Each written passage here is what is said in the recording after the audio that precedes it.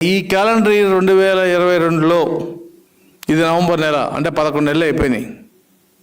11 నెలల్లో రాష్ట్రంలో ఉన్న 13 లక్షల ఉద్యోగస్తులకి ఆప్కాస్ అవనివ్వండి, కాంట్రాక్ట్ ఎంప్లాయీస్ అవనివ్వండి, వాలంటీర్స్ అవనివ్వండి, విలేజ్ సెక్రటరియట్ అవనివ్వండి, రెగ్యులర్ ఎంప్లాయీస్ అవనివ్వండి, అవుట్సోర్సింగ్, ఎవరైనా కానీ 13 లక్షల ఉద్యోగస్తులుగా ప్రభుత్వం చెప్తుంది.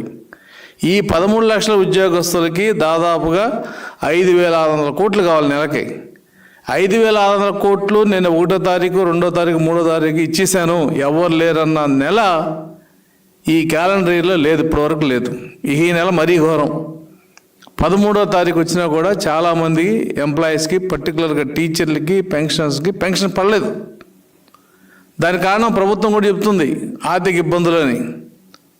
రిజర్వ్ బ్యాంకు అప్పు ఇచ్చే పరిస్థితి లేదు.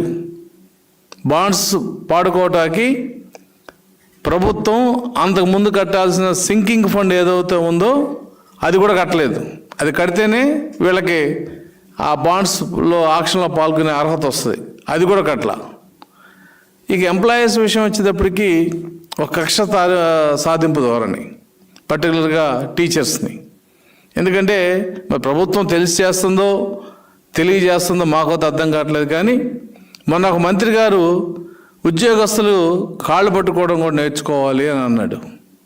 అయ్యా మంత్రి గారు, నేను ఒక విషయం చెప్తున్నా మీకు, కాళ్ళు గడ్డాలు ఇంకేమైనా పట్టుకోవాల్సిన అవసరం రాజకీయ నాయకుడికి, ఎంప్లాయీస్కి లేదు. Employees are selected by worth, not by kind or grace.